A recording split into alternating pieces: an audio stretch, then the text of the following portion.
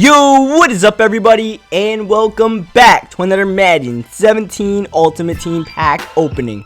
So around 10:30 in the morning, usually when Mutt will update their content and they'll come out with new packs, they had this flash deal going on. I've never seen something like this where there was a limited quantity of packs available, and it was 5,000, and it only lasted about 40 minutes until these packs were gone. And while it was going on, I was like, you know what, this looks like a pretty good deal. Let's hop on this. Let's see if we can pull something cool. It was 2 guaranteed out of position players. You got some freeze collectibles, including the gifts, and you guys know how much I love the Christmas promo every year, so I'm definitely trying to get as many gifts as I can this year once again. And then you get a bunch of gold or better players, so I was like, you know, let's try it out. Let's see what we can do. And while we're opening these packs, what I do want to talk about is some week 15 NFL action. Only 3 games left in the regular season, and only 2 games left for the Rams and Seahawks, which they played on Thursday night. The Seahawks took care of business, and it was just a game where the Seahawks out-executed the Rams. They just out-footballed the Rams, to put it simply. It's just, you know, the Seahawks are better than the Rams, and even though the Rams have given the Seahawks trouble throughout the year, this version of the Rams, as Todd Gurley said a week ago, they're just going through the motions and all of this, and even firing Jeff Fisher didn't help that too much. They just didn't look like a good football team. The Seahawks, you know, they got trashed by the Packers, but you know, I feel like that was a little bit of a, you know, outlier of a game because there was a lot of interceptions and just drop passes that led to interceptions and stuff like that. The Packers are playing pretty good right now. Aaron Rodgers is starting to heat up. He's starting to try to reclaim his belt as the best quarterback in the league with the way he's playing. But back to the Seahawks, they, you know, definitely miss Earl Thomas in that game, and they definitely still do miss Earl Thomas, but, you know, like I said, they just out-executed. I'm still, you know, a little bit curious to see how they do in the playoffs because they have been one of the most inconsistent teams, it feels like. They still got, you know, one of the best defenses in the league, but their offense is just so up and down. You never know which version of them you're getting, and that can definitely cost you if you can only score 6 in a playoff game. Or like last year when they only scored, what, 12 points in that playoff game against the Vikings and barely won, or 9 points or something like that.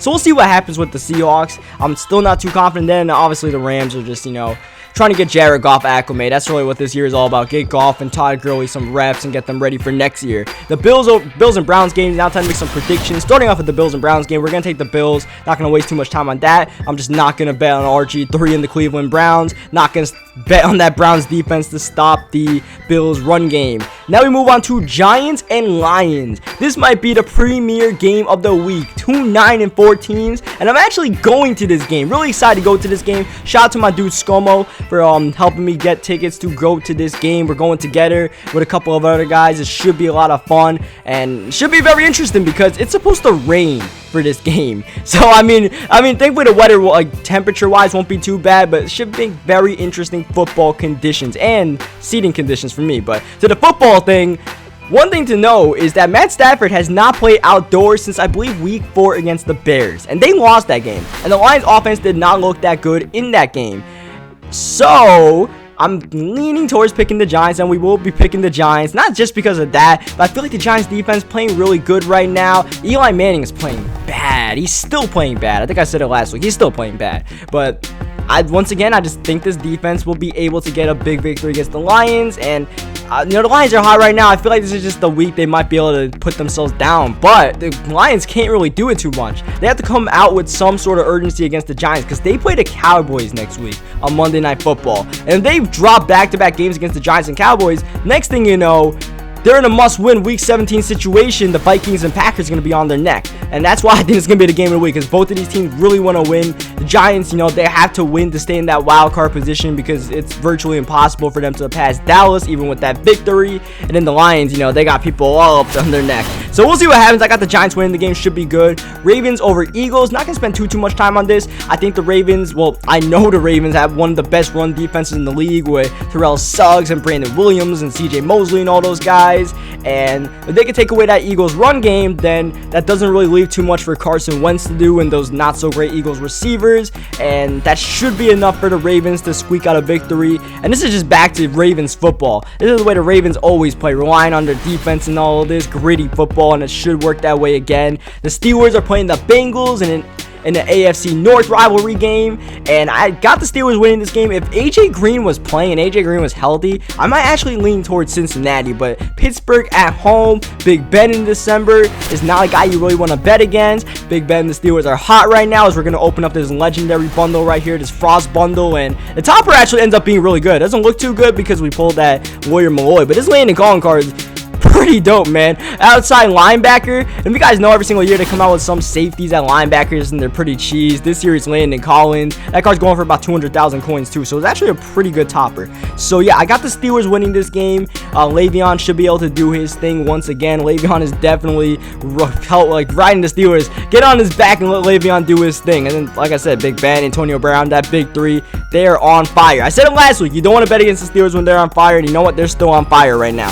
The Vikings and the Colts play, and you know what? This game can go either way. I had the Vikings winning this game. Adrian Peterson is returning this weekend, and any help Adrian Peterson can give to the Vikings is all they can really use on the offensive end, because their rushing game has been virtually dead since he got injured. And now that he's back, they can just do anything. He's probably not 100%, but just do something that should help the Vikings, and I think that helps them win against the Colts. But the Colts, I said the Seahawks are inconsistent, but the Colts are literally the most inconsistent team in the league. You never know what version they're coming out of, and last week they lost, and this week they might win. That's just what they do. They just flip-flop every single week, but I would take the Vikings to win this game. I would take the Vikings defense to be able to rush the passer and make Andrew look uncomfortable, and help the Vikings stay in that wild card / NFC North battle. And speaking of NFC North, the Bears and the Packers playing. It should be an interesting game. You think the Packers are hot, and Rodgers might roll on these Bears that don't have a good record, but the Bears actually have a pretty good defense. John Fox teams usually have good defenses, and this year, no different. Their pass defense pretty good this year, despite the lack of talent they have around them. I have the Packers winning this game. I think the Packers can execute enough. It's one of those games just like that Seahawks game where the Packers can execute. They're at home, and it's going to be frigid. Aaron Rodgers, the best quarterback on the field there, and I think the Packers win that game, but I wouldn't sleep on the Bears in this one. And then we go to the Titans and the Chiefs, and I actually had the Titans winning this game. I had the Titans going into Arrowhead and pulling off the upset. And you may ask, why? What do you think? Why would you pick against the Chiefs? The Chiefs are doing great right now. They might get the #1 seed in the AFC. Well, you know what? The Chiefs have been getting pretty fortunate to win some of these games, and I think their luck runs out a little bit against a Tennessee team that should be able to pound the rock on the Chiefs. The Chiefs are not the best run defense in the league, not really even close. Dontari Poe isn't exactly the defensive stuffer in the middle that he used to be, and I think the Titans can actually squeak out a close one right here. As long as Mariota limits the turnovers and all that, I would actually pick the Titans on pretty much an upset against the Chiefs, and we'll see what happens. The Chiefs might just roll them. Who knows what happens? The Chiefs might be able to pass it all over that Titans secondary. We go to the Texans and the Jaguars, and you know what? I had the Jaguars winning this game. We're starting to get some upsets around here. Why the Jaguars over the Texans? How does that make any sense? Well, you know what? Sometimes you just got to go with your gut, and you know what? I feel like the Jaguars did play the Texans pretty close the first time. Blake Bortles threw a pick six that definitely did not help their cause, and it's asking a lot for the Jaguars to not screw up, but maybe they could get a turnover or two. They really struggle to get turnovers. I mean, it's probably not going to be a high-scoring game. Both of those teams have pretty good pass defenses, but in a close, I think the Jaguars can pull off a close game, man. I think they can actually get a victory here. They've been playing some close games lately. They haven't been getting blown out or anything like that. I'm not too sure they're as bad as their record looks, and I think they could do just enough to get a win against the Texans team that is probably not as good as their record shows. They're just in a not-so-great conference. As we go to the Cardinals and the Saints. Both teams pretty much out of playoff contention really quick. I'm just going to say the Cardinals win this game because they have one of the best pass defenses in the league. And the Saints are cooling off a little bit. So, all of that combined, I think the Cardinals win this game. The Cardinals they're better than the record show. They just haven't won the close games this year. They lost another one against the Dolphins that pretty much daggered their chances of making the playoffs, but I do think they win this one. The Falcons and the Niners. The Falcons, I think, win a good one against the Niners, or a good one for the Falcons, I should say. The Niners might be able to put up a little bit of a fight.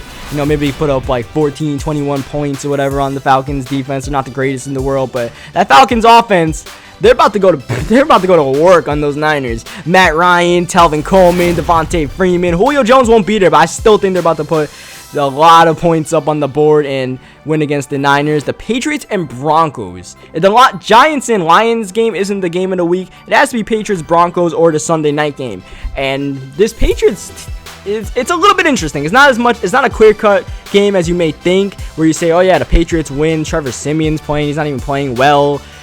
Tom Brady, I believe, has lost his last 3 games in Denver against the Broncos. And they still have the best defense in the league. A defense that bothered Brady in the AFC Championship game. Their offensive line has not really improved a ton since then. Von Miller is still Von Miller. And it should make for an interesting game. But I do have the Patriots winning. I do think the Patriots continue being the only team that has not lost on the road yet this season. Should be a close one, though. Should be a close one. As we move on to the Chargers and Raiders. I actually had the Chargers winning this game. A little bit of an upset. The Raiders, they're coming off a loss last week after winning like 6 straight games or something crazy like that. I think the Chargers win a close game. It's a rivalry game. It's an AFC West game. Should be a high-scoring game. Now, the Chargers, they have a good, turnover defense, but the pass defense, can be a little bit wishy-washy, and then the Raiders don't really have much of a pass defense, so it should be a high-scoring game, I would think. And I think Phillip Rivers might just come out, firing, put up some touchdowns on the board, and they'll be able to win against the Raiders. Derek Carr struggling a little with that finger injury. We'll see if that affects him much at all, or the Raiders are one of the best fourth-quarter teams in the league. They might just pull off another fourth-quarter comeback against the Chargers as they did earlier in the season. I have the Chargers winning. We'll see what happens, though. A lot of good football games on deck. Cowboys and Bucs on Sunday Night Football. This was actually a flex game. I forget what the game that was supposed to be on Sunday night, but they flexed the Cowboys and Bucs, and for good reason. The Bucs are on fire right now. Their defense is playing out of their minds. They're forcing turnovers. Jameis is not turning the ball over. Both of those were problems early on in the year. Both of those fixed, and then bam, the Bucs are the hottest team in the league. I believe they had the longest winning streak in the league, and you know what? I really want to pick the Bucs to win this game. I really want to. I really believe they can win it, but we're taking the Cowboys. I'm just not sure the Bucs are ready to take that next step. They're taking big steps this year, bigger steps than I thought they were. I don't think they're ready for this next step right here. I know I've been picking against the Bucs like every single week, and I promise I would pick the Bucs in most weeks. But against the Cowboys, I do think the Cowboys can get the win here. Zeke should be able to have a big day after getting stuffed against the Giants once again. I think he's going to eat a little bit, and that should help them win what should be an entertaining game. And then finally, Monday Night Football, Redskins at Panthers. We'll just do this one quickly. I said the Redskins win the game because the Panthers don't have a pass defense. Kirk Cousins has been passing the ball well this year. He's got a lot of weapons around him. And Cam is not the guy who won the MVP last year. He's not the same quarterback. He's about a mid-tier quarterback this year. Top 10, top 15. It's just he's not the best quarterback like he was last year in the league. And that's causing the Panthers, and all these things combined are costing the Panthers. I'm not too sure Luke Kuechly's playing, and that's pretty big. And all that combined, I said the Redskins win this one at home and help themselves keep up in that wild card battle in the NFC. So leave a like on this video if you guys enjoyed it. Let me know what you guys think in the comment section. If you guys got anything you got to say, let me know. I'll try to respond to as many people as possible. And until next video, I'll catch you guys next time.